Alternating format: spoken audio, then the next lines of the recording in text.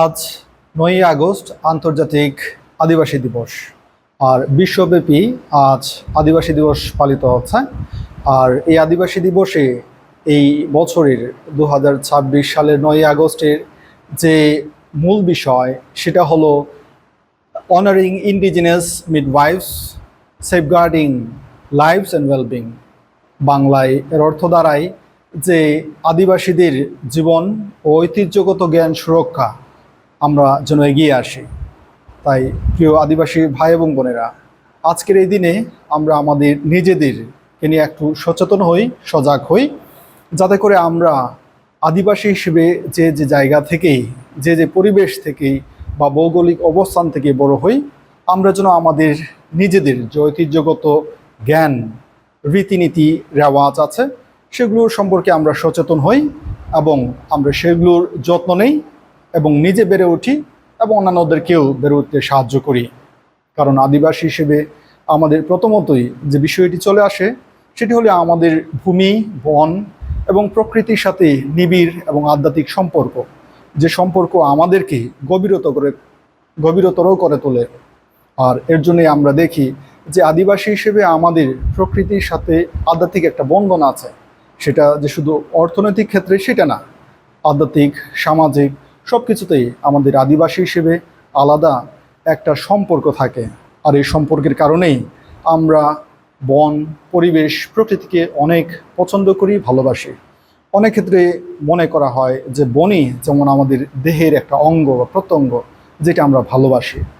আর আমরা যখন মূল স্রোতের সাথে এই আদিবাসী পরিবেশ পরিস্থিতি থেকে বেড়ে উঠে যখন মূল স্রোতের সাথে আসি, তখন আমাদের অনেক চ্যালেঞ্জের, প্রতিকূলতার সম্মুখীন হতে হয়।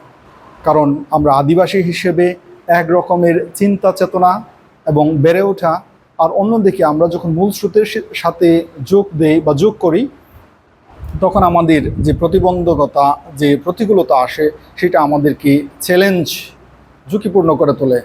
আমরা আমাদের আদিবাসী যে কৃষ্টি সংস্কৃতি আছে সেগুলো আমরা কিভাবে ধারণ এবং পালন করি এবং অন্যান্যরা কিভাবে সেগুলো ধারণ এবং পালন করে।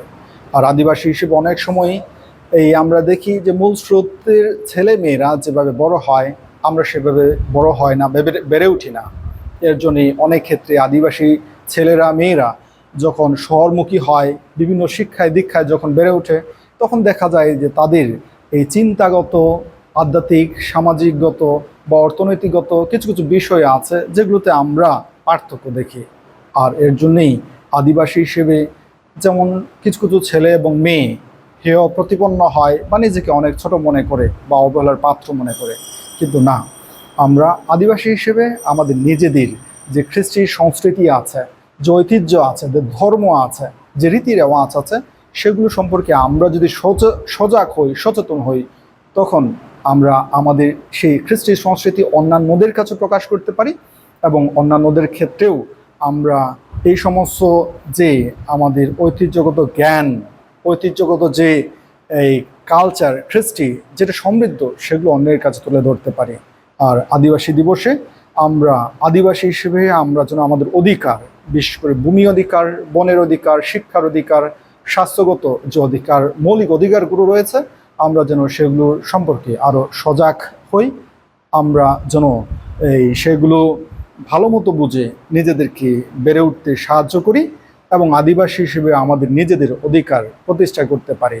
সেই সাথে এই বর্তমান সরকার, বিএনপি সরকার, যারা অন্তর্ভুক্তিমূলক এই উদ্যোগ গ্রহণ করেছেন, যেমন সবার যেন সম্মান থাকে, মতবাদ থাকে, সবাই যেন বেড়ে উঠতে পারে, সেই রকমের ইসিআর দেওয়ার মধ্য দিয়েই যেমন আমাদের এই রাষ্ট্রীয় গঠনের জন্য যে স্বীকৃতির কথা বলা আছে, যে অধিকারের কথা বলা আছে, আমরাও যেন সেগুলোতে অংশগ্রহণ করার জন্য নিজেদেরকে যোগ্য করে তুলি, বাস্তবমুখী নিজেদের যে জ্ঞান, গরিমা সেগুলো প্রকাশ করতে পারি।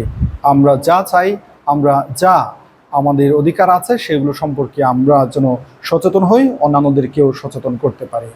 আপনাদের সবাইকে এই আদিবাসী দিবসের আবারও এই সার্বিক মঙ্গল এবং সুস্থতা কামনা করি। আদিবাসী দিবস সফল হোক। সবাইকে ধন্যবাদ।